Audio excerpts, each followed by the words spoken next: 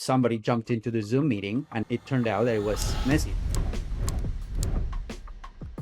And I was with my entire team and it was kind of wild, you know. Wow. How did you get into a situation where you're helping Lionel Messi with his advertising? I was Frank Kern's main marketing guy for almost 4 years. Ran ads for Grant Cardone, Tony Robbins, a little bit for Russell Brunson, Patrick Bet-David, Dan Fleischman. So I was blessed and honored to work with some of those big names and also take a look at their ad accounts, you know, and see how they think about ads, how they think about marketing in general. But how do you get up there when you're maybe, you still have the skills, but you haven't broken into those big accounts? Like, how did you do it? One of the things that I did was to start documenting everything that I was doing and the wins that I was having using Frank's stuff. And I started posting that on his Facebook group. And that caught the attention of people working with Frank. It was always like giving away free value, making their lives easier. Like, hey, I'll take care of this. I think that we could improve this. Let me take care of this and whatnot for free, 100% for free. And to this date, I still get a lot of people reaching out and wanting to work with me and introductions just because I did that thing several years ago. If you do that consistently for the next 60 days, you're not going to have any problems closing clients. You're just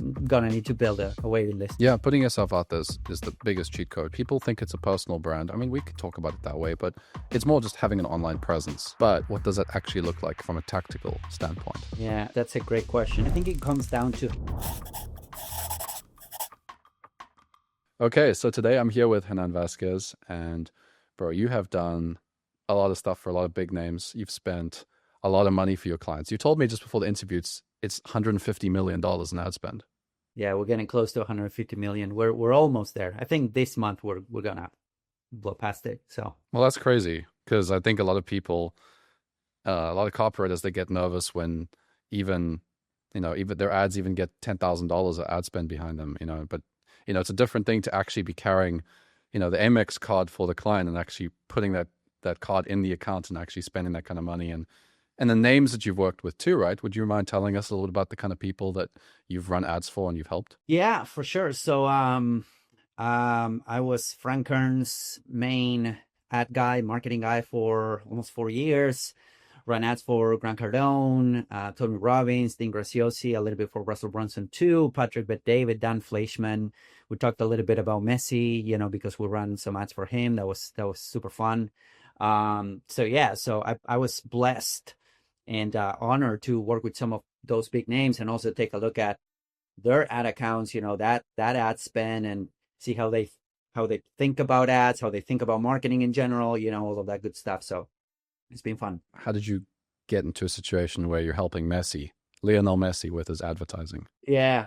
So that was fun. So I met this guy called Matt, genius marketer, e-com oriented, back in, I think it was 2018 or 2019 at one of ClickFunnels event at Funnel Hacking Live. And we hit it off. He was giving a talk right there and then. And, we hit it off. We started talking. Super smart guy. He was well known for scaling big e-commerce brands, right? So we started talking, we stayed in touch and whatnot. And then at some point he reached out because he was like, hey, dude, at that point I had my agency, right? Scale Driven, which I exited at the beginning of this year. And then, and he was like, hey, dude, like I'm working with this company and I need some help with media buying, right? They brought me in as the CMO and I need some help with media buying. And then, hop on a call. I was like, yeah, sure, let's have a conversation. We'll hop on a call. And then he told me that he was brought in as a CMO for the Messi store, which was Messi's, own apparel brand. And so I'm like, all right, cool. I'm from Argentina. Yeah. And Messi, it's just as a caveat, Messi was like big. Of course, he was huge down here in Argentina, right? But he wasn't still as big in the US as he is right now, because then he got brought in, to play for, the Inter Miami and whatnot. So then he became like super. And after the World Cup, this was like a couple of years before the World Cup. But he was like huge here in Europe and whatnot. But they were having some issues penetrating the US market because he wasn't as well known in the US market. So they brought me in, they brought my team in, and it was super interesting because they had this e-com store. And then we started running their ads, on Meta and on Google and whatnot. And then You I were running remember the ads to the first, US, marketing his stuff to the yes, US. yeah, Okay. yeah, Yeah. worldwide. It was worldwide. And then the thing was that the brand was global, right? And here was easy to sell, but because of the currency exchange, the exchange rate between the Argentinian peso and the US dollar, was kind of expensive to sell stuff here, than here in Argentina. So their biggest spenders and money makers were in Europe, and then we were trying to actually, penetrate in the US. And it was funny because all they were doing was Messi, like, posting once a week or once every couple of weeks on his, Instagram account, and the ecom store would blow up. So that was it. That was their marketing strategy, right? Just So post, yeah. Just a selfie. yeah, Right. it's just post. Yeah, it's just post, and they will do like these photo shoots every 6 months, and that was it. But anyways, the fun part was that the kickoff call was with him, was with Matt, was with, the company that was kind of running the store and whatnot.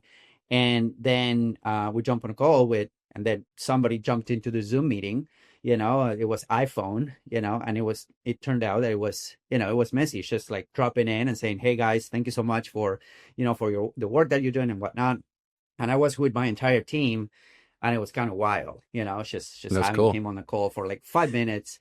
But that was super fun. That was super fun to do, and to build that as well. So that was cool. I think a lot of marketers in that situation would get very nervous and start suddenly doubting their skills. But you've worked with a lot of the best in the industry. So how are you able to perform when you're working with those kinds of people in those kinds of situations? Yeah, it is challenging. Let me tell you. The first time that I started working with Frank Kern, it was super challenging because it's like, okay, this guy is one of uh, if not the best marketer alive, and one of those, the brightest marketing minds in the world, in the history of marketing and direct response. And it was challenging. And you still, after all these years and running all of these advertising spend, you still get challenged, and that's okay. I think that that's part of being an entrepreneur, being a marketer, being a copywriter. You need to get out there, you need to get challenged, and it's about like playing at a higher level, higher skill. So I never for a moment think that, oh yeah, since I work with all of these people, I know it all. It's just a fun game to play because it's always challenging you. It's always, trying to get you to the next level. So yeah. Yeah, I remember my first big 9-figure client. It was very, there's a lot of pressure because you think that if anything goes wrong, it's on you because they've got it dialed in, you know. And then as you go on, at least what I noticed was a lot of the clients, they don't actually have everything dialed in. When you think it's, the only thing that could go wrong here is going to be your fault. And then suddenly they put you on projects where it's like actually the offer isn't particularly the best offer, or the branding strategy is not quite there, or the follow-up sequences and the automations, or, I was on a project I wouldn't say it's a few years anymore. It feels like yesterday, but it was 6 years ago. And I really thought it was me that, you know, this project didn't do well because of me. Looking back with what I know today, I realize a lot of it had to do with they made that decision to sell that offer. It just wasn't the right offer. And they didn't really set me up for success. I think a lot of marketers watching this are gonna like, this is the conversation I think that they want to hear, because for me, I know that if I want to make a lot of money as a marketer and as an entrepreneur, right, I got to work with premium good clients. So I have to work with these big businesses. That's the best way to do it. You're going to make the most money when you work with the big businesses. And even if in the future you plan to work with smaller businesses, you should get those big businesses first so that you can use that as authority, right? So you either way have to do it. But how do you get up there? How do you get up there when you still have the skills, but you haven't like broken into those big accounts? Like, how did you do it? Yeah, that's a great question. I'm gonna tell you a little bit about my story, right? There's probably a couple ways of doing this, but in my experience, it's always been number one, investing a little bit of money and buying your access, to their ecosystems. Like, for example, I remember that when, I followed Frank Kern for a while. I got introduced to Frank Kern back when I was, writing articles on Fiverr. That was like, I don't know, probably 12, 13 years ago. And I got introduced by this guy who's also is Argentinian. Now he's a good friend. His name is Jeremiah. And he's like, hey, dude, you need to start learning from this dude, you know? And he gave me access to a couple of Frank courses and whatnot. And I started learning from him. And then I remember that I was part of his email, you know, list or whatever. And then at that point, he launched what was called the Frank Kern Inner Circle, you know? So it was like a monthly subscription. It was like $500 a month, which at that point was a ton of money for me. And I was working with these partners in the US, my first like information company. And I convinced them to jump into the subscription. It was a ton of money for us, you know, $500 a month. But I jumped in. We jumped in. We started like, you know, consuming the content and whatnot. But one of the things that I did was to start documenting everything that I was doing and the wins that I was having using, you know, Frank's stuff. And I started documenting, started like posting that on his, I think it was Mighty Networks. I think it might have been Mighty Networks, the platform that he was using to hold the community. So I started like posting it. No, it was a Facebook group, actually. It was a Facebook group. So I started posting there and helping other members and whatnot. And then that caught the attention of people, you know, working with Frank. And I remember Tyler Dorsey is a good friend now. He reached out to me and he was like, hey, dude, you're being super helpful in the group and you're running ads and you're running ads for you. You're running ads for clients and for your company. Wouldn't you want to become a moderator of the group? And we'll waive the $500 a month. And I'm like, of course, you know, I'll jump in because I was already helping people, you know? So, and as the group, you know, grew, they reach out to kind of their quote unquote best students to moderate the whole thing. So I'm like, yeah, sure. 100%. So I kept on doing that. And then eventually Frank decided to launch his own agency, you know, to implement the stuff that he was teaching for clients. And, you know, again, their team reached out and they were like, hey, dude, we know that you run ads. Would you want to be part of the team to help run ads for other people? Let's go. Yeah. Nice. So I'm like, yeah, let's do it. And then I ended up working kind of for his marketing guy at that point, and then his marketing guy left, and I jumped in to fill in the shoes, and then I started working directly with Frank, managing his campaigns, and then teaching his students. So I never like stopped really helping his audience, and that's how I ended up working with him directly. So it's a little bit of opportunity and luck, but it was also like a lot of like giving value and helping those people like achieve their goals faster so that you can get noticed and you can jump into those circles, if that makes sense. You know, just it was always like that. It was always like giving away free value, making their lives easier. Like, hey, I'll take care of this. I think that we could improve this. Let me take care of this and whatnot for free, 100% for free. And then it gets you closer. And then that's how I ended up working with some of these big names. So we have a similar story with our first big client. With one of my first big clients, I was in his programs and I was learning freelancing and I was improving my sales skills. And yeah, I was posting actively in the community. I was being helpful and the team noticed, and the team was like, oh, you know, we noticed, you know, you're doing all this stuff. And I just recently applied to work with their company because I saw that they were looking for a copywriter. So I applied to work with them. They had seen my posts and me being helpful, and they had also seen my application, and they were like, oh, we'll give you a shot, you know, we'll give this guy a shot. So I got a shot, and I think that part is a little bit of luck. But, you know, when you get the luck, I think that's where that's where the real result comes from, is once you have the luck, once you have the opportunity, what do you do with it? Because there was 10 other people or 8 other people or 12, I don't know, they didn't tell me the exact amount, but there were quite a lot of other people that they also hired, they did a trial project with, and I won. Because they said to me at the beginning, they said, Matt, you know, we want you to write us 10 emails. Most people that go through this project, they only get 1 approved at best. So, you know, we have a very high expectation, but also don't beat yourself up if you don't get any emails approved. And I got all 10 approved. So that was it. It was very easy. It's like I got all 10 approved. But I worked hard that week, you know, those 2 weeks, that's all I did. I didn't do any other client work. I just went all in with this business. And so it sounds like, you know, we have a similar situation. And then later, one of the other opportunities I got to run an email list for Dan Martell to write his emails at some point. I was writing his emails to his list, you know, And it was kind of fun because we got all these we got like Hormozi on that list. You got like Russell Brunson on that list, Alex Becker. They like reading I don't know if they read the emails, but you know, they were on his list, right? So it's like they're on his list and I'm busy writing Dan's emails from his voice. How did they get that position? I was actually writing Dan's ads and landing pages, and their email guy left to become a marketing director for a different software company. And they were like, hey, the email guy left. Do you want to take on email? And I'm like, yeah, of course. Like, so similar, you know, and I think that's a pattern. A lot of copywriters, a lot of marketers, they try and force their way into a situation and try and like, oh, you know, the best deals, the best clients, the only way I'm going to get in is if I send this perfect outreach message at the right time. It's not usually the case, right? It's usually you kind of find your way in through slowly being helpful and building that trust.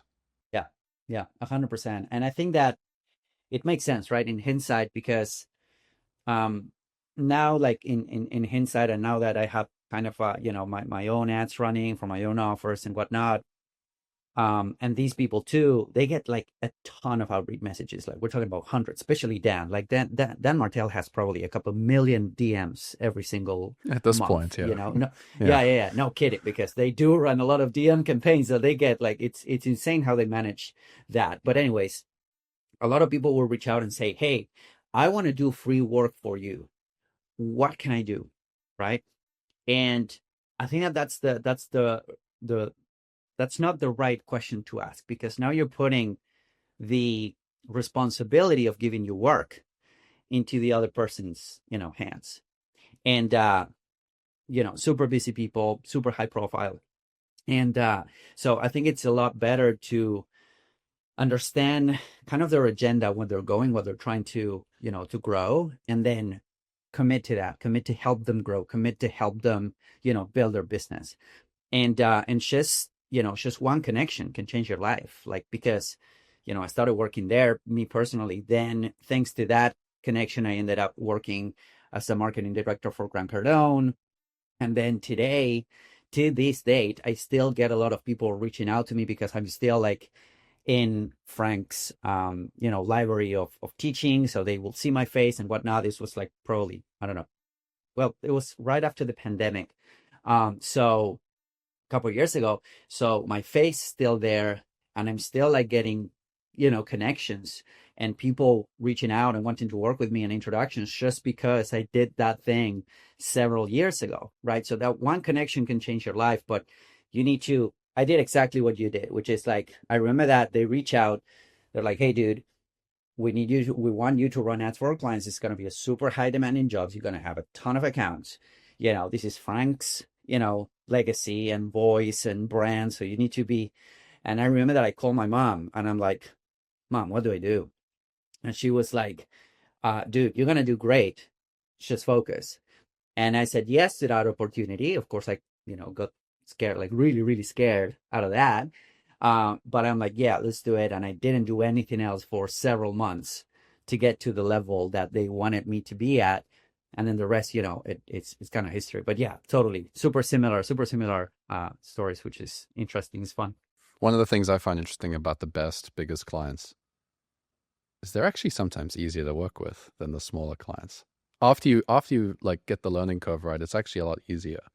Because with one of my first clients, I actually used to write emails for Dan Locke. So I used to write Dan Locke's emails too, which was quite fun because Dan's got a very interesting personality and he's very expressive and he likes to tell lots of stories. So I had a lot of fun writing those emails. That was actually one of my favorite times in my career, was just writing his emails every day and telling all kinds of crazy stories. I had a lot of creative freedom in that email role. So you know, with Dan, for example, the list was like 1 million people. And so you know, you would think, oh, you know, this is very heavy responsibility I was quite a new copywriter. I didn't have too many years of experience yet. I didn't have a lot of official training. I didn't feel very comfortable writing like cold traffic funnels. So I was writing the emails, but it was actually a lot easier to write for him because he had like 500 YouTube videos. He had all these stories on his YouTube channel. He had 3 years or 2 years of previous archived emails in his department I could read and get ideas from. I would also have his team meetings. I'd have access to all his programs and courses. It was so easy to write for him. Whereas a future client there was some agency I took a project with. They wanted me to do it was an Australian agency, and they wanted me to write some funnel copy. I couldn't figure out the guy's voice. He had no videos. It's like he had no videos. He had no sort of brand guideline. He had no creative brief really. They kind of just wanted me to sell it, and it's like you're not giving me what I need. So I actually found, ironically, and I tell this to many copywriters I coach, and also many friends that are marketers. I'm like, the best clients, yeah, it kind of looks scary. It kind of looks like a lot of pressure, but once you're in their systems, their processes, their business, it's just so much better. You're so much more set up for success. You have a higher chance of success with the best than you do with smaller businesses. In fact, even if you have less skills, like I would even argue that people with less skills, with less experience, they actually are better off in those bigger businesses because there's so many systems in place, right? I don't know, what is your experience with that? Yeah, no, and what you say makes a lot of sense because it's a lot more challenging catered to a smaller business, and making them win is a lot more challenging, right? Because they don't have all of that brand equity. They don't have all of that, awareness. And also something else that I notice working with these big names is that one of the reasons why they are big is because they get it. Like the timelines that they have are much longer, right? They are thinking like 5-10 years ahead.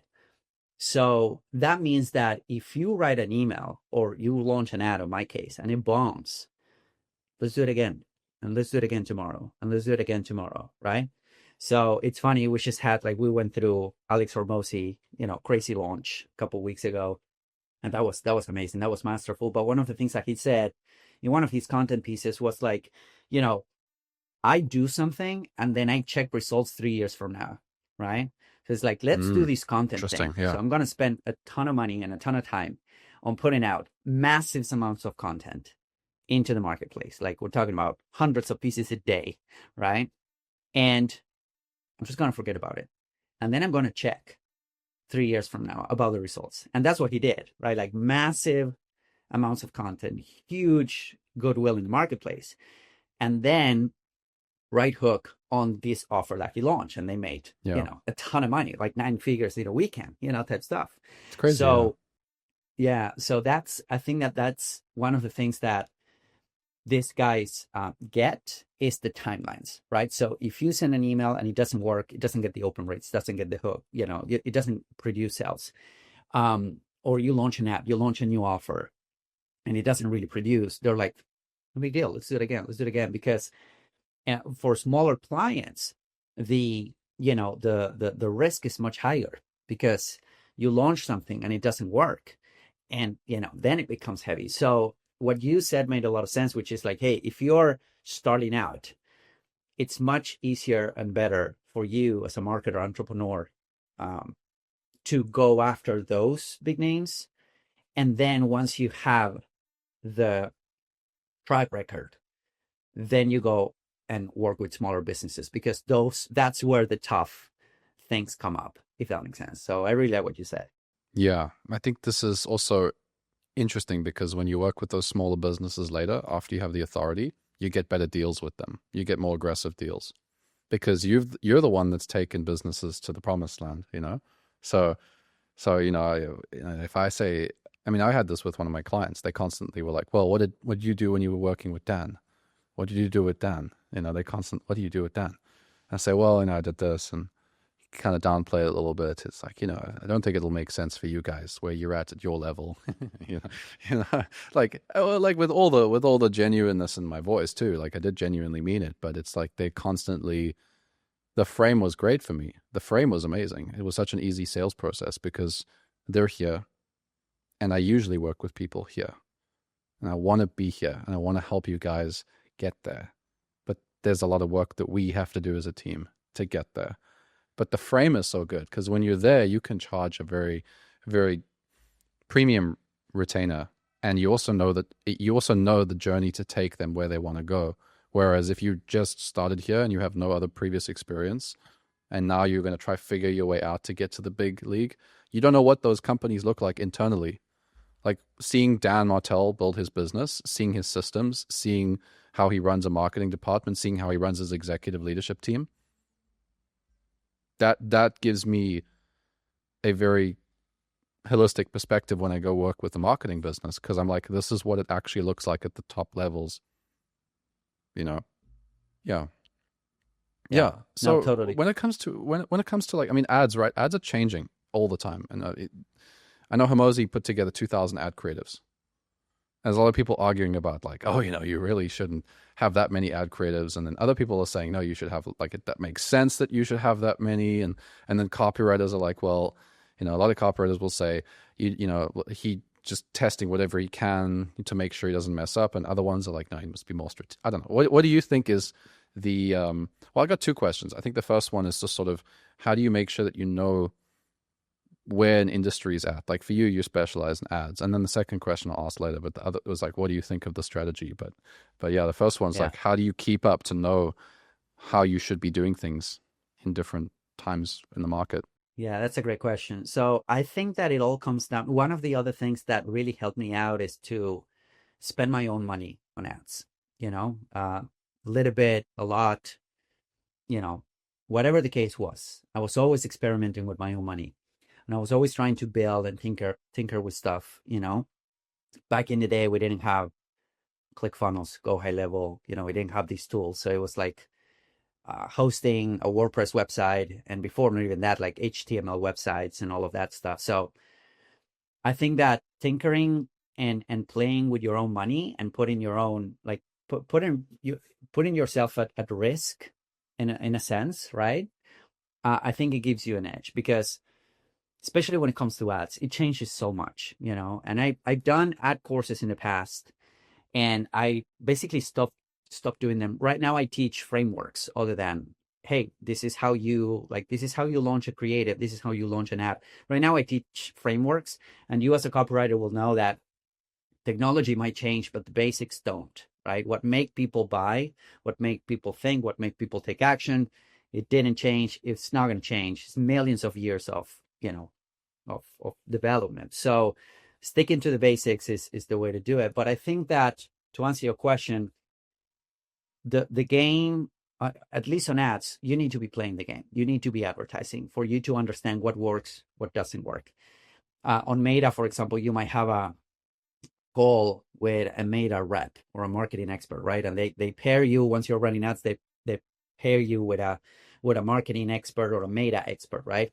And it's funny because I want to say 90% of the things that they tell you, they don't work. They don't really work. Like they tell you, oh, try this campaign and do these things and do these other things. But then when you implement them, they don't really work. And the reason behind it, I think, is because they're just giving a script to these people, right? They're giving it kind of the manual of how the platform should work. And they're just basically reading something and relying it back to you. But if they gave money to them to play with the platform, they would be at such a higher level. And so that's basically the way that I've learned to keep up and stay up and always be developing and always be finding new things. It's just, by testing and by advertising. That's been my way of doing things. Of course, there are masterminds.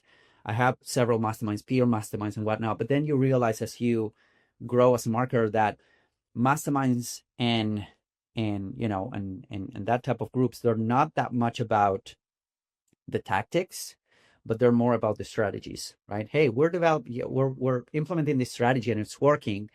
And then you get to figure out the tactics on to how to get there, right? So the higher the mastermind, the less you talk about the tactics, the more you talk about the strategies, because the tactics, everyone is supposed to be implementing and figuring out and breaking things. That has been my way of approaching this and kind of brute forcing my way around, what's working, what's not working on the ads platform, because they change all the time. So I think that makes sense from a client acquisition standpoint too. I mean, if you're on the sales call and you say, well, look, like I put my money where my mouth is, I actually run my own ads too.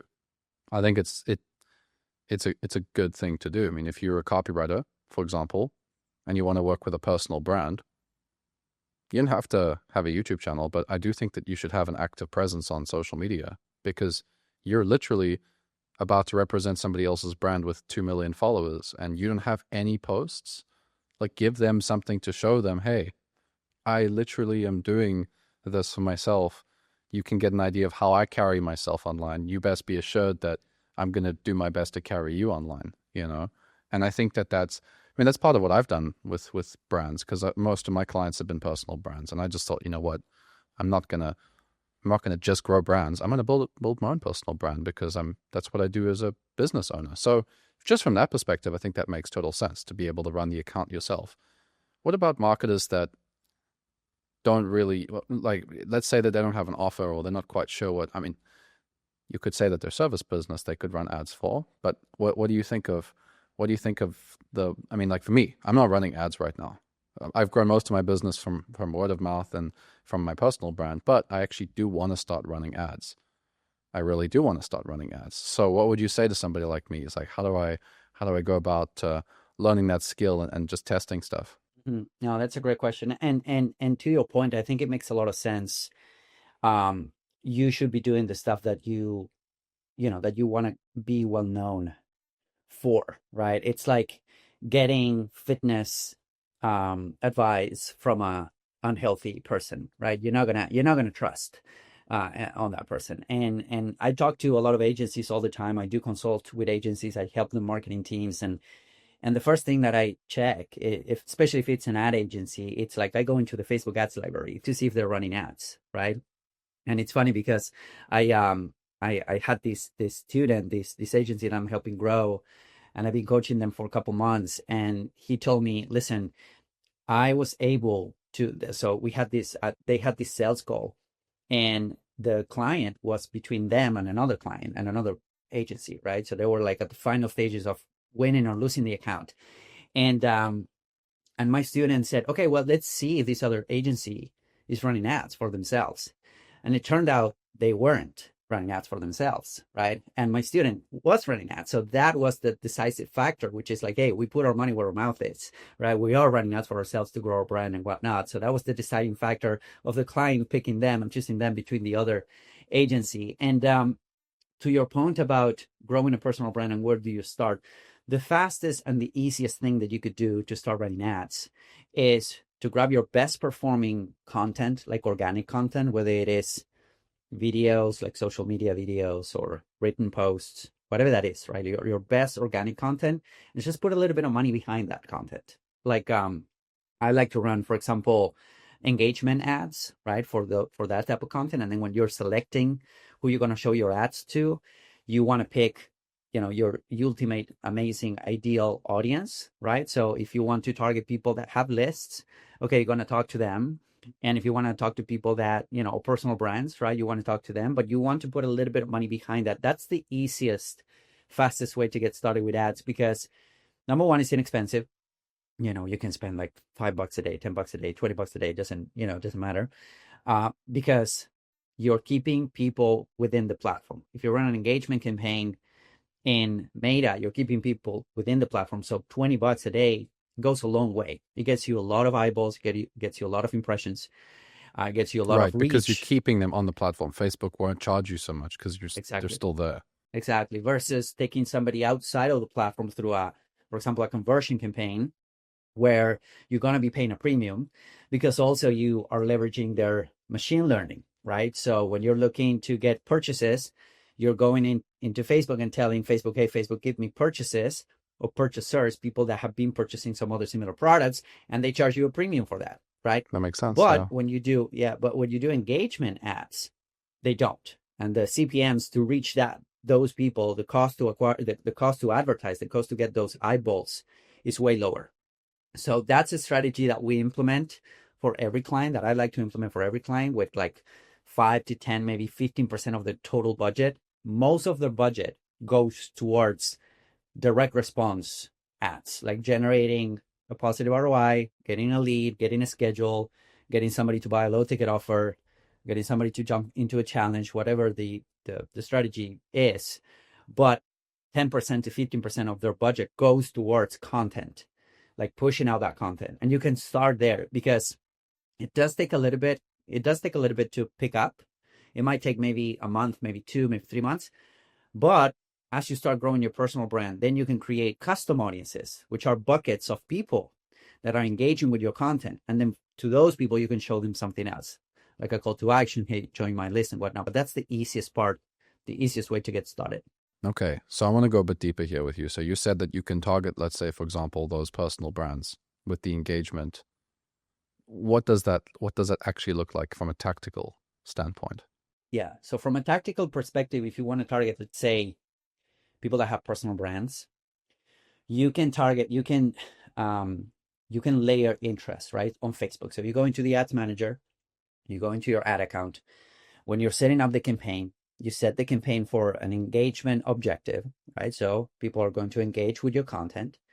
And then when it comes to picking up your audience, you're going to select a couple of interests, and ideally you're going to layer them. So layering meaning that you hit a button that says must also match. So they need to, for example, one interest that I really like targeting is you can target Facebook page admins, right?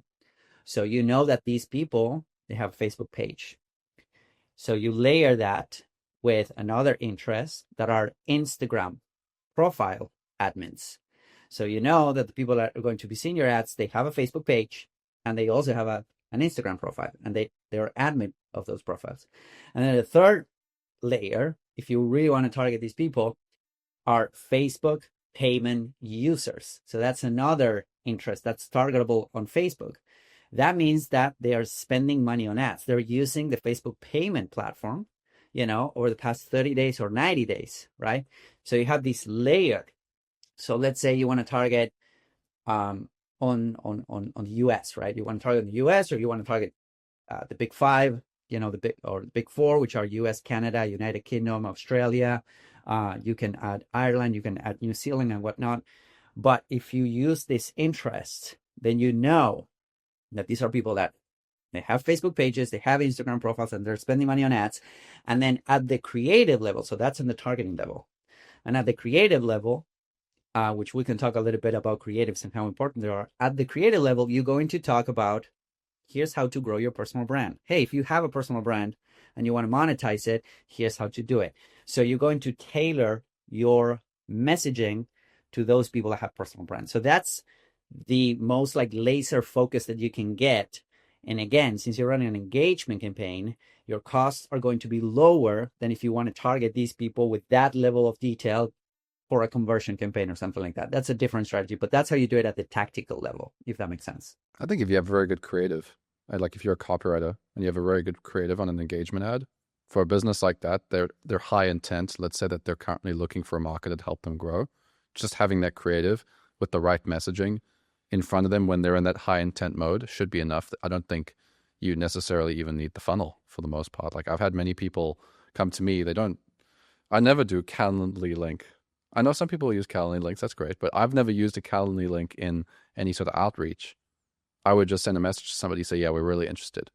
And say, cool, do you have a time on Wednesday or Thursday? Like, here's some options. Let's get on the phone and quickly chat about it. Done. There's no need for this complex funnel. Because I had a few copywriters and marketers, they came to me with their funnel because they wanted to run ads with a funnel to get, high ticket clients, retainer clients for their service business. And they gave me this long direct response sales letter page. And I was like, I don't know if business owners that make 8 figures, I mean, maybe test it, but I would guess I don't think that they want to read that page. I can't put myself in the shoes of them and say, yeah, I can't wait to read this long sales letter about why my business is so stuck and so hopeless and how I really, really need you to save me. Like, I don't think that that's what they're thinking about, So yeah, what do you think that business owners, the kind of businesses that we want to work with as marketers, as cooperators, as entrepreneurs in our industry, what are the kinds of things that they're thinking about on a day-to-day basis? Yeah, I think you work with high-level people. I work with some high-level people too, and we realize that their thinking process is not that, right? Unless you are somebody like Cole Gordon and you are masterful at sales and you are playing a volume game. Most entrepreneurs, digital marketers and whatnot, especially when you are like a one-man show or maybe you have a couple of VAs working with you and whatnot, at that level, you don't need tons and tons of clients. You just need the right clients, right? When you are an agency, you're growing, you're at 7 figures, you want to go to 8 figures or even 9 figures, you do need that pipeline, and you do need to cater to a lot colder traffic. And that's when those complicated or complex marketing funnels, direct response funnels, they come to play, right? Because you need to turn somebody that does not know who you are, they haven't heard about you, into a potential lead.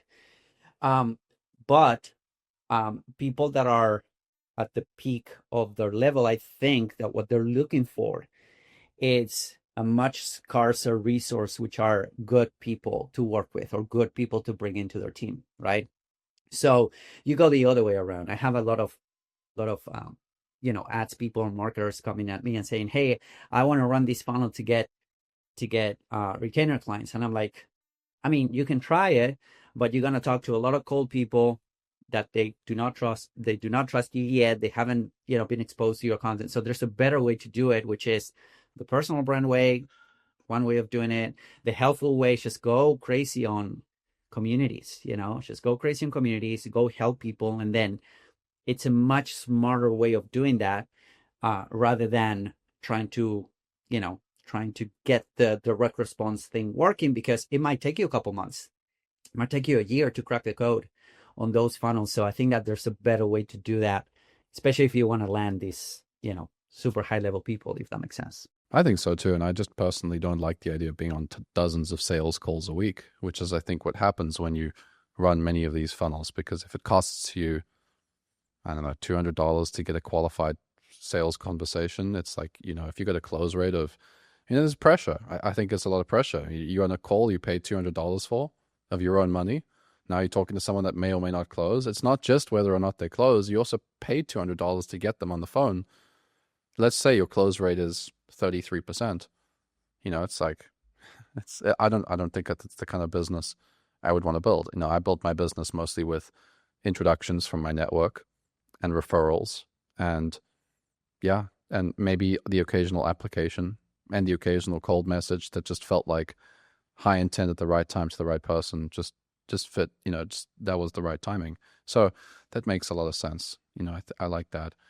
So I want to bring us back to that question that I was going to ask you about. Do you need 2,000 ad creatives to run an event? Now, my thought, I have one thought on this, but I'm very curious to know. It could be way off, but my impression was just like it's an insurance policy. That's sort of how I thought about it. It's like if you're running an event like that, and your goal is to generate $100 million, could there be a better way to do it? I don't really think it matters. I think it's like, well, maybe there's, of that creative set of 2,000 ads, there's like 200 that were like the most intentionally strategic ads. But let's just throw 1,800 out there just in case as an insurance policy. Just like they went for 7 hours, he went speaking for all those hours. Let's just add all these extra pieces as insurance to make sure that that's not the actual reason we don't sell out. Yeah, no, and I really like that approach as insurance policy. And to be completely honest, this day and age, if you want to win at the meta ads, and Google is starting to veer into that direction too, is that targeting is getting easier, actually. The times, other than for those engagement ads that we talked about earlier, the times of you trying to find that obscure audience, that nobody else is targeting and whatnot, they're gone. Meta just rolled out what's called the Andromeda update. So they changed their algorithm a little bit. And it's not new. It's just been in the news. There's a lot of buzz around it over the past couple of days, couple of weeks. And they're basically saying, okay, we're going to take over and we're going to take away more and more targeting options from the ads manager. And that has been the case, because you have less targeting options, and Facebook will strike to sneaking, different options so that they can open up the targeting outside of what you think is your ideal demographic. So what happens with that is that targeting is becoming easier. We're having decent amounts of success with broad targeting, like targeting basically everyone, everywhere, or worldwide targeting with no restrictions and whatnot. It all comes down to having a good offer. But what we're noticing is that the key is at the creative level. That's the key. And to your point about those 2,000 creatives,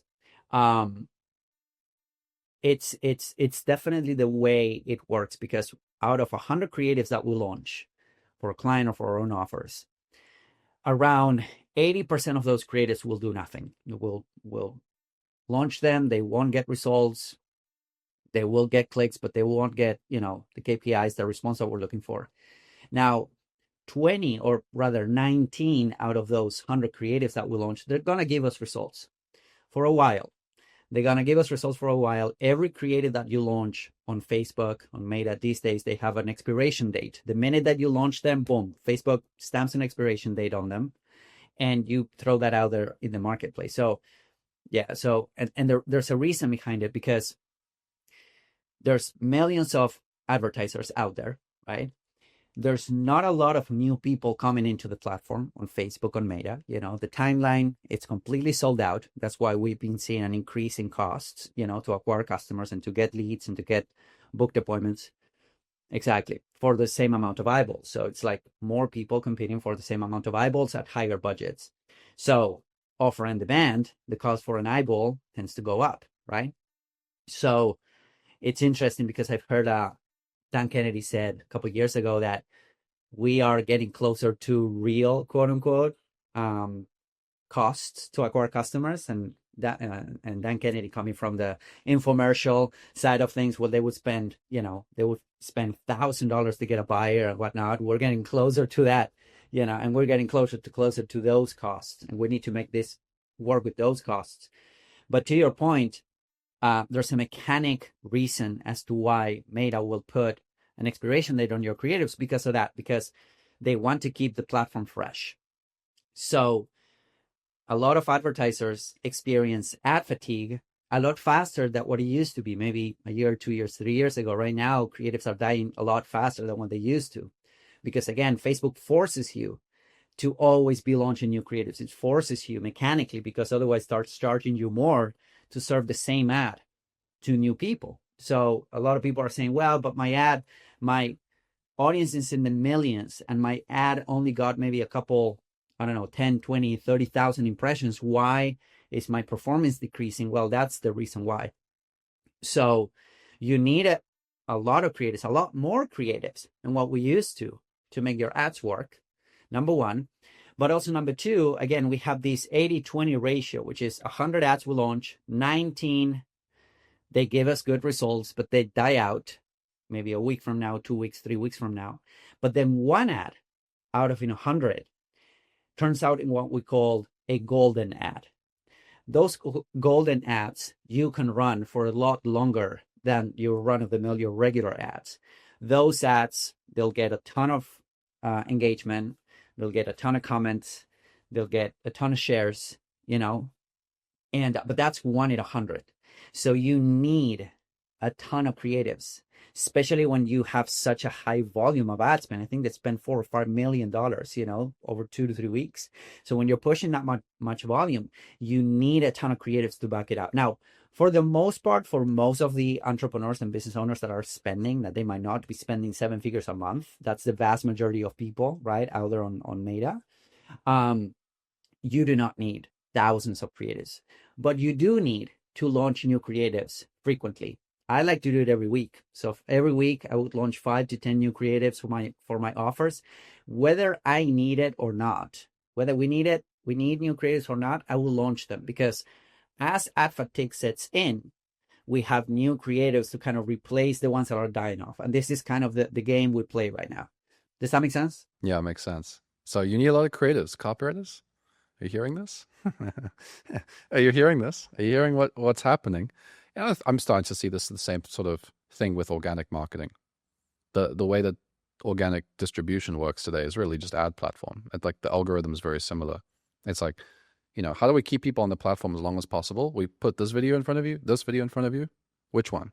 It's not like subscribers like 10 years ago, where if you have a YouTube channel, for example, and you have your 20,000 or 100,000 subscribers, every week they tune in for the next episode. They don't see your video. YouTube doesn't even show it as a recommendation. YouTube just puts the 10 or 6, depending on your screen size, of the videos that they think algorithmically is going to make sense for you to click on. So I think that from the organic side of things, from my experience, because that's really where I spent a lot of my time as a copywriter, was with the organic side. Although I've written lots of cold funnels too, but the organic side is an ads platform today as well. And it actually kind of does work the same way as well, especially with the shorts. You can see a lot of these guys that for a long time, it's not quite as much now, but there was a lot of demand for lots and lots of creative. So as costs go up to acquire customers, there's more demand for copy. There's more demand for good copywriters, but there's also demand for higher quality copy, right? Because to get that golden ad, like you said, I can imagine that must be pretty decent copy. You can't just write a whole bunch of mess and hope that, just by split testing a whole bunch of mess that you're going to get something. You still have to write really, really good copy. And that's going to be that like top, that advantage that you get from this, Yeah, and there's also this additional to your point about high quality copy and high quality creatives.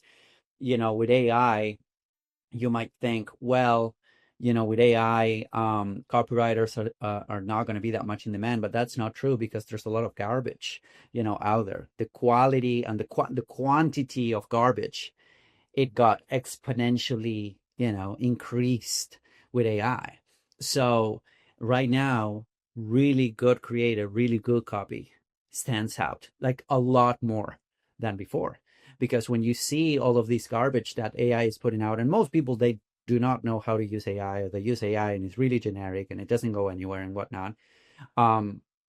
Really good creative, really good copy, it stands out even more, in this ocean where trust is down. There's a lot of AI garbage out there. So I think that it's a huge opportunity for, marketers, copywriters, advertisers that understand this so that they can become even more valuable, not less valuable, but more valuable. If you think that, with AI, we're going to be out of work or out of job, I don't think so. I think that the opposite is happening. Really good copywriters, really good marketers and advertisers are going to stand out even more because, they're driving a response in a sea of, really low quality stuff. So that's been my experience too. We've been in our private mastermind because I run a mastermind called the Copy Dojo for anybody new watching, right? And in our mastermind, at first, we used to focus on emails, right? Because 7 years ago, that's what I was doing mostly, just writing emails. But 5 years ago, I started to really get into cold traffic funnels and writing the full, end-to-end ads and funnels and emails and everything, and then webinars and write like VSL and write everything. And so over the last 3 years, I'd say 90% of the projects that we do as a mastermind of 100 copywriters, a majority of us make 6 figures. It's mostly cold traffic conversion copy. It's not emails anymore. Emails are definitely still a big part of it, but the deals are not emails anymore.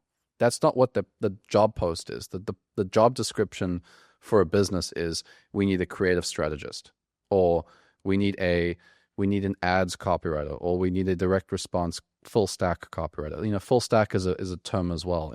Just lots of, we need a copywriter who can come in and write ads for us and who can write the funnel for us and who has the experience. And we don't want a biz op copywriter. We don't want some guy that's gone through some how to make money online, I can write 3 emails a week program. We want a copywriter who understands marketing and can actually write. In your experience working with your clients, because I know you're not, offering, full stack copywriting as your primary service. You offer more holistic marketing to help them grow on cold traffic. You definitely like rubbing shoulders with many copywriters, right? For the clients that you work with. So like, what are the kinds of things that those businesses are looking for when they hire? What are those kinds of conversations sound like? Yeah, no, that's a great question. And I think that it comes down, and I think that one of the biggest pain points that I've seen when it comes to businesses that are doing well, right? We're talking about businesses that they have proven offers, they've been out there in the marketplace for a little bit, and now they're trying to take it to the next level. I think that one of the biggest pain points have been this increase in cost to acquire customers. You were talking, and you nailed in the head when you said $200 per booked appointment, right? So because that's what we're the exact price. Yeah, it's around that. It's $150 to $250 depending on the marketplace, $300, and that's interesting because 2 or 3 years ago, 4 years ago, you could pay $50 to get an appointment. Yeah, that's what I remember. Yeah, $30, $50, $70. So if you don't hit it out of 10 appointments, then you're fine. It's like, okay, well, $50. It was like back in the day when we would get like 50 cents a lead or $1 a lead. That's fine. Like, who cares, right? If we're running ads for a webinar and we're getting, I don't know, $1 leads, $2 leads, like, that's fine. Who cares if people don't show up? Who cares if the webinar doesn't convert? But now we're paying $12 a lead, $20 a lead. Starts to sting, right? The same with booked appointments. It's like $200 per booked appointment, $250, $300, and then now that puts pressure because your margins go down, right? So if you're doing straight up high ticket stuff, then it's like, okay, what's going on, right? Now 30% of your business is just ads. It's just payroll. Ads, yeah. It's not even. Yeah. It's just, you're just sending Zuck money. Just getting Zucked. Exactly. Yeah, for sure. No, 100%. Yeah. And that's the thing. It's like, we used to get 10x ROI, 12x ROI on high ticket funnels. Now we get 3x ROI if we're happy, if we're lucky, So, I think that's the biggest pain point. So creative quantity plus quality, number one, but also, I've been diving, which is interesting because I learned this from Frank Kern back in the day when I was running for him. When I was running ads for him, he was like, okay, how do we pay nothing to get leads and buyers? How do we effectively make our advertising or acquisition zero? And he came to me with that question, and I was like, I don't know. It's make Zuckerberg your best friend or something. And he already knew the answer, of course. But he said, okay, let's launch this book funnel. And I helping relaunch his book that was Convert 2.0 back in the day, right? So it was a $4.95 book funnel. It was a PDF, right? And then we would have some order bumps, some upsells, some downsells, and whatnot. And I remember that we were getting buyers for like $30 for a $4.95 book. But with the upsells and downsells and everything, we were making around $70 to $80 per buyer. So we were net positive. Yeah, it was, and this was like several years ago. So we were net positive on the acquisition. So that meant that everything else that we sold was pure profit, right? 100% pure profit. Now, it's interesting because, I think that marketing strategies and marketing tactics and all of that, they cycle, they go in and out of fashion and whatnot, depending on the economy and, and some different things. But now the low ticket offer, the low ticket funnel is back in fashion. It's back, you see a lot of offers out there that are like, get our guide for $7 and get our workshop for 27. Again, I have, like, me personally, I have like 7 low ticket offers running, right now, like live on the market, and at different degrees of scale.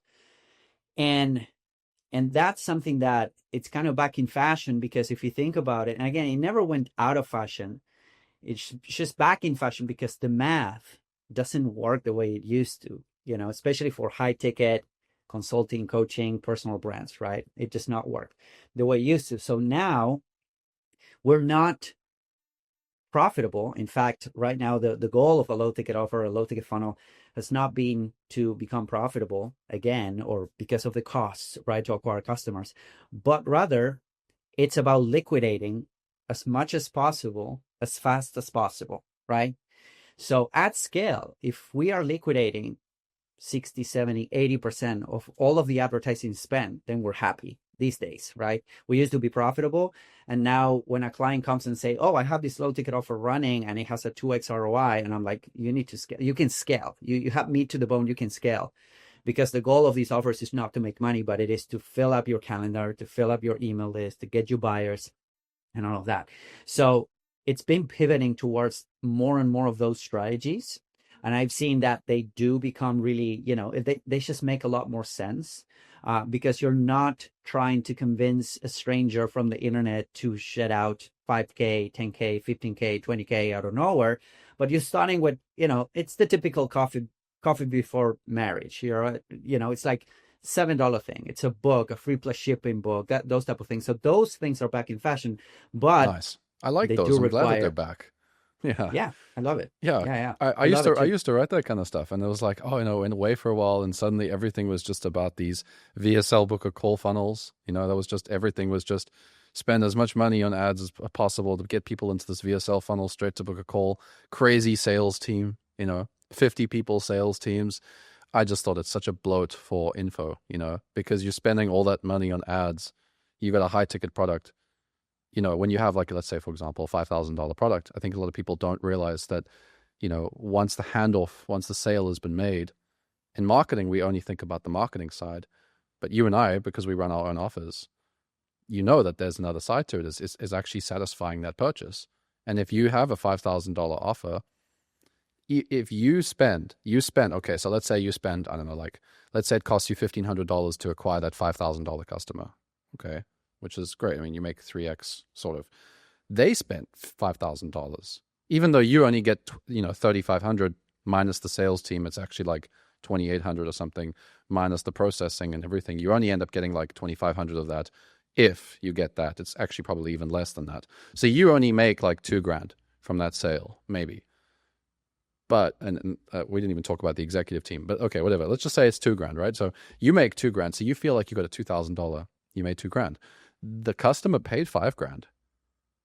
So your expectation is, oh, we're going to deliver something. And then your expectation is it's going to deliver like a 2K thing.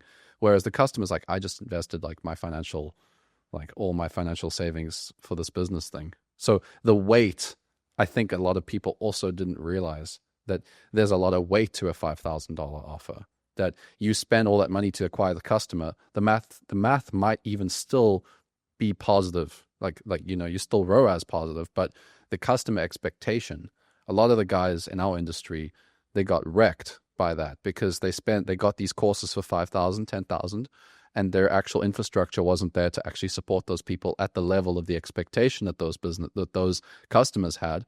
And then they got nuked, and that their reputation got destroyed, and then the ads became even more expensive because now their reputation is completely damaged. Whereas these low ticket funnels, they work kind of the opposite way around, because you have such a low expectation when you spend $7 that you have that reverse effect on people. And that's nice. And so I actually quite like that. I actually like having products that are cost less money, because even if it's not as profitable on the front end, you're creating that positive goodwill, and then you can work on the back end to build it up. So anyway, I just thought I'd share that with a few people watching, because a lot of you copywriters and marketers watching, if you're only focusing on the acquisition, you're only focusing on bringing those buyers in, like, what is the weight of that money? Charging somebody $10,000 is a very heavy weight.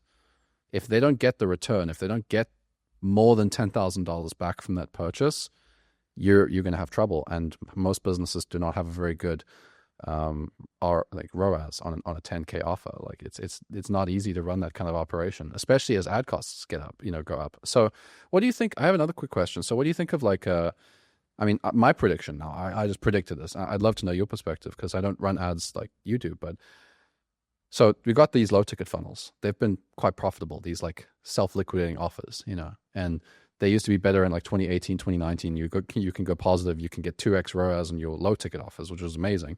Now it's like you might break even. That's amazing if you break even a little bit lower.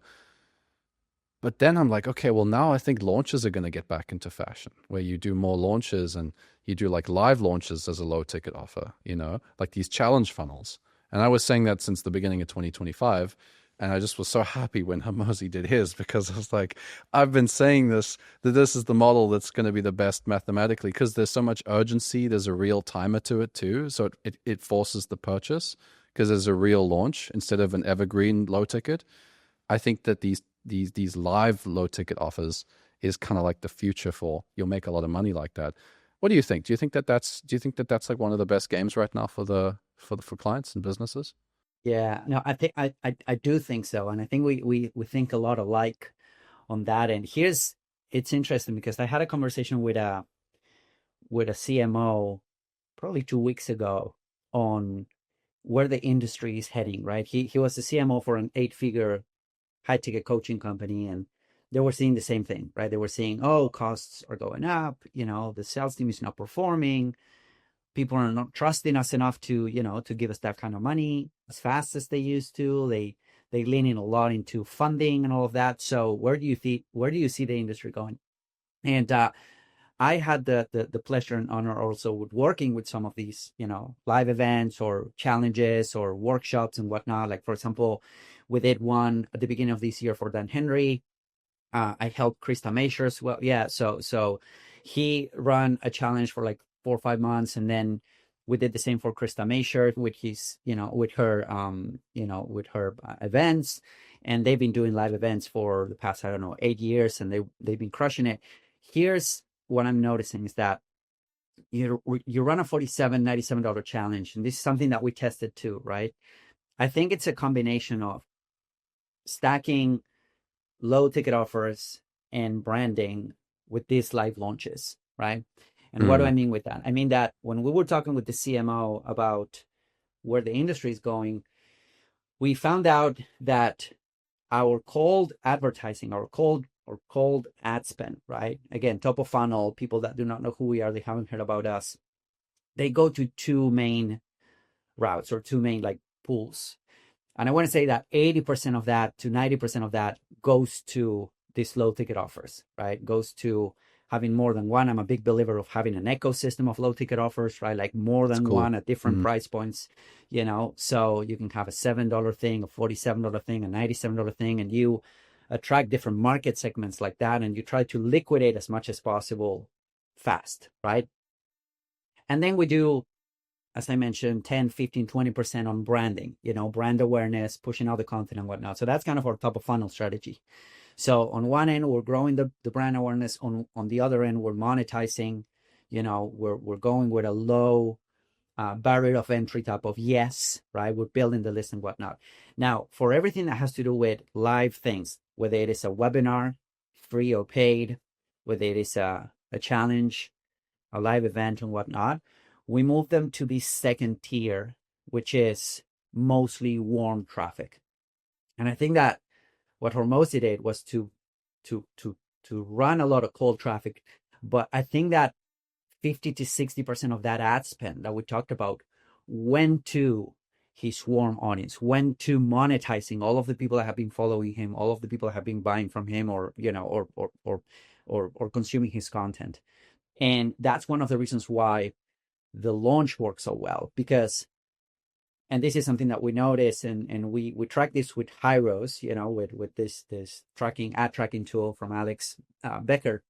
And we realized, for example, on Dan's funnel, we realized that we put his challenge as an upsell. So we sold 2 or 3 of his books on the front end, had a couple of order bumps, but the first upsell was a challenge ticket for $97.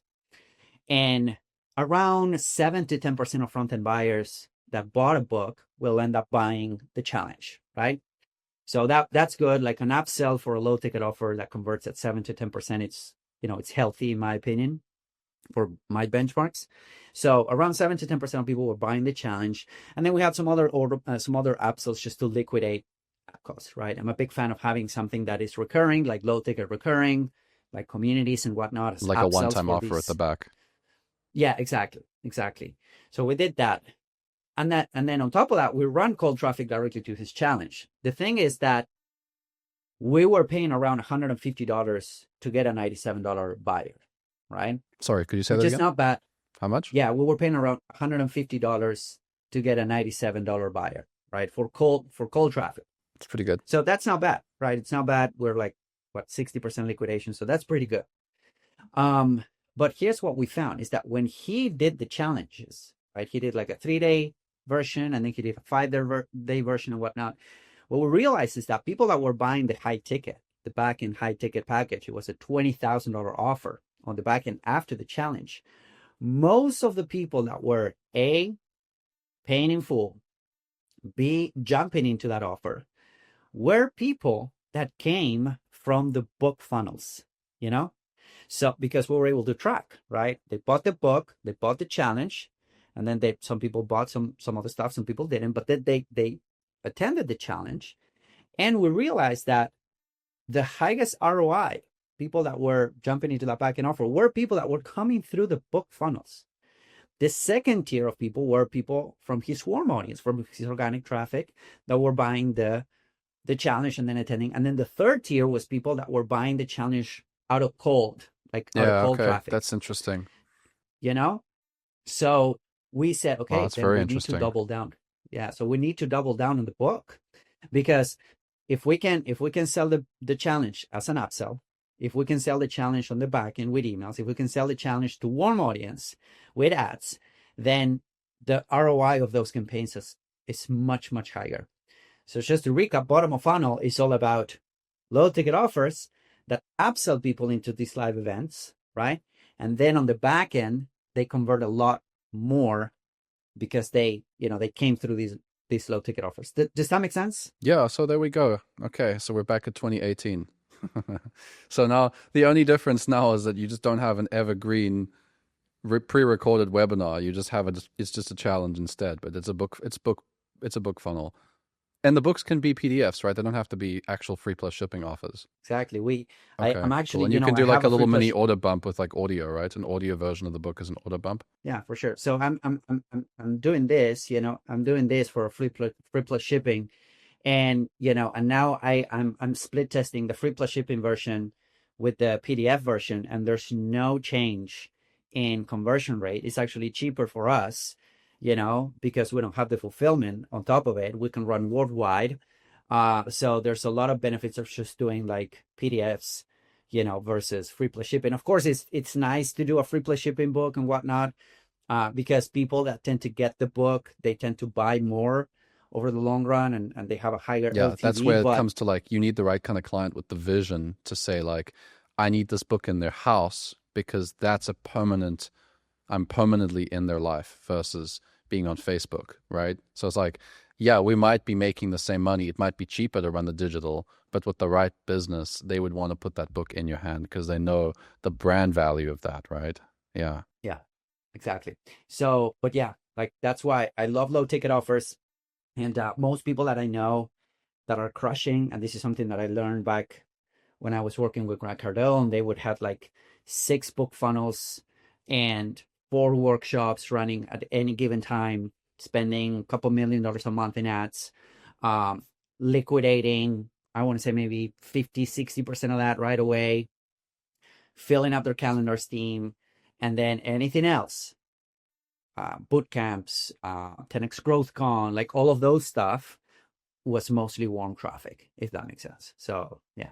I love it. Thank you so much for sharing that. I think a lot of people are gonna, really enjoy the clarity that comes from this because the space does change so quickly. But I think that the fundamentals, if you're in the right rooms, I mean, for me, it's weird because I don't run ads. Like I'm not a media buyer. I don't put now after this conversation, after the recording, I'm going to ask you some secrets because I'm going to start running those ads. It is actually in the plans next quarter to start running ads. And I actually have a very similar funnel in mind. But what is interesting to me is I did know a few of these things just by being in the right circles. Like I know those costs per calls because obviously I wrote funnels and I also coach copywriters who write those funnels. So you kind of like through osmosis, you kind of know where the industry is going. I think a lot of copywriters and marketers, they get overwhelmed when they're not in the right circles and they say, oh, I need to learn the secrets, or like I'm falling behind, or I'm lost, or I'm confused with AI, and it's so much stress. This stuff's just, if you're within the right communities and the right circles, you kind of just flow with where the industry is moving. I've never felt behind in the last 7 years. I never felt lost. I never felt like I didn't know where the industry is going.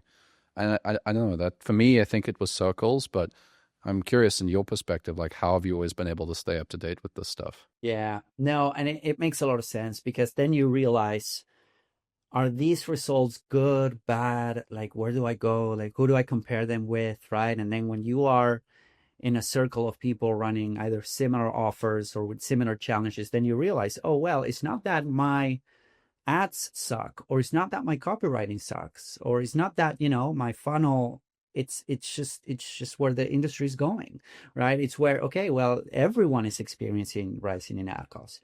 Everyone is experiencing longer lead times or sales times, right? It's not that, oh, I need to rebuild everything, right? And that gives you perspective. I think that perspective matters a lot. And being in a group with peers and people that might be ahead of you, and they might be pushing the volume or the numbers that you want to be pushing 6 months, a year, 2 years from now. I think that gives you a lot of perspective, because as you said at the beginning, it's like when you jump into these big accounts and then you think, oh, they have everything figured out. No, they've just been in business for longer, right? Like Coca-Cola been in business for like 100 years. So of course they're going to have a lot more processes and things dialed in, because they've been in business for longer, So it's just a matter of being exposed to that. I think it makes a lot of sense. And then, yeah, it helps you pivot. It helps you implement stuff. And at the end of the day, I think the most important thing that you could do is to test everything, just launch, book funnel, see how it does, see what kind of results you get, write these type of emails, this sequence, put this automation in place, see how it does for you. I think that puts you ahead of, I don't know, 99% of people out there. So I love it. And that's what we did with the YouTube channel, So, I mean, it wasn't ads, but I mean, it is ads, because YouTube is kind of like ads, So it's like with the YouTube channel, I just said, let's just create some videos and just go from there. Let's just keep creating videos and keep testing. And sure enough, we figured out, some of the things that people want to hear about. Now we're having an amazing interview with you, thanks to all that like consistency. Now you said yes, so that's great. Thank you. And, that's been good. And I've also noticed with many of the personal brand clients, because I work with a few copywriters that work with these big agencies, that they spend a lot of money on ads. And let's say, for example, a real estate account that works with the agency, they may have 3 or 4 of these accounts. The ones that don't have a personal brand and they don't have an organic following, their ad costs are like, 3, 4, 5 times more expensive than the guy that's got 1 million YouTube followers. So that's interesting. That's very interesting to me. That tells me something about also, if you want to liquidate your ad costs and you actually want to be far ahead, there is no question that you need to have that organic and you need to have that personal brand in place. That is the fastest way to liquidate all those expenses and makes everything easier. What are your thoughts on that? Yeah, totally. It's funny because today in my Facebook timeline, I posted something like building an audience is such a cheat code, because it is a cheat code, right? It is a cheat code when it comes to, I'm a big believer of on validating offers before you actually build them and build the funnels and everything, especially or low ticket, when you don't really know if it's going to work, if people are going to respond and whatnot. Then use your audience for that. You can validate an offer pretty fast. And it's such a cheap code, because it just makes everything easier. It makes everything easier when you have a personal brand. People want to work with you. So I suck at sales. I'm not a good salesperson. It's just like, you hop on the easiest sales calls ever. And I remember when I was trying to, build my agency, was all about, oh, let's do these cold email things, right? And we got people on the phone. But the for somebody that's not a salesperson, it was so hard. Those phone calls, I hated them, because it was like, these people do not know me. I need to convince them how awesome we are. I need to, present all of these case studies, and they're just shopping. But then if you do the reverse, right? If you just attract people with your content, with a YouTube channel, with a good social presence, it just makes things so much easier. People are like, yeah, I want to work with you. I resonate with you, so let's do stuff together. So yeah, it's the ultimate cheat code, in my opinion. I think it's cheaper too, because when I have, from a sales perspective, not even from ad costs, like just from an organic side of things, is, for example, now with me, I don't do sales calls. Maybe when I'm working on an account, if it's like let's say a $20,000 retainer, if I were working with a marketing company or if I was working with a big brand. But as a coach with my high ticket, coaching mentees, copywriting mentees, we don't do sales calls. We just have a text conversation. Like, tell me about where you're at, and we'll have a back and forth, maybe a couple of voice notes. I mean, I've occasionally gone on the phone with certain people because I just felt like it made sense. But if I were to run the numbers on my business and I were to say, okay, I need to do sales calls, and then you hire a salesperson too, now there's additional trust that needs to be built, because that person's not me. Why is it that I can't talk to Matt? So then the conversion rate's going to go down there. So I have to do the calls, but then I'm on all these calls. It takes up time. I think, I mean, obviously, look, when you're like Cole Gordon, it obviously makes sense when you're going to that cold audience. I know Hormozi had 100 people on standby, for the phone. So that does make sense. But for us, if you have a business anywhere like less than $3 million a year with good copy, with good creative, with good personal brand, and consistency and being in business for a few years, I don't think you need any of that stuff right now. I mean, I know Dan Henry doesn't particularly want to have a large sales team. He would just rather run an event and do all the sales on the actual event. Like, why would I have to go and pay 20 sales guys and they're going to lose half the deals, and the deals they do close, I have to pay them 10 to 20% of the commission. And if anybody refunds, then they, claw back, and it's a nasty team culture, and it's a mess. I don't really particularly, that doesn't resonate with the way I want to build my business, So it's interesting. Yeah, it is interesting. And I think it comes down to how big you want to grow, right? It comes down to, hey, like, if you're okay making high profits and you're okay with your business, there's no pressure for you to like grow massively, right? Now, if you want to go from like 10 to 50 million and whatnot, yet you need, those systems in place and whatnot. But I've seen people making, $1 million, $2 million a month without a sales team. It's just doing DMs, just doing inbound marketing, just doing that type of stuff with a great offer. So I think it makes a lot of sense. And it gets harder with time zone. We were also talking about, back and forth between time zones. It's not friendly. If you have a calendar for sales goals, and also when you have a sales team, you need to, now you're under the gun to fill up their calendar, because otherwise they're going to go somewhere else. So yeah, it's just different approaches to businesses, and everyone is telling you, oh, you need to have a $50-100 million business, and it's not for everyone. So yeah. Well, they don't make that much profit a lot of the time either. A lot of the guys. I mean, I know a few of the especially with ad costs today. I mean, a lot of these guys, they'll get the right offer, timing's right, market's right, everything's kind of set up for them. Obviously, they did the work, but it is a bit of luck as well. And then everything scales. As you scale, you're not as profitable because you're spending a lot of money to scale, so you have less profit. And I know many companies. One company was at $20 million a year, and the founder was taking home $2 million take-home profit. So it's like, and that's not just a one-time situation. A lot of these businesses. I mean, I said this, I don't know what Hormozi's profit margin on that event was. A few people are like, oh, he must have made so much money. I said, I'm sure he obviously made quite a lot of money from that event, but I don't think he would have even cared if he broke even, to be honest with you.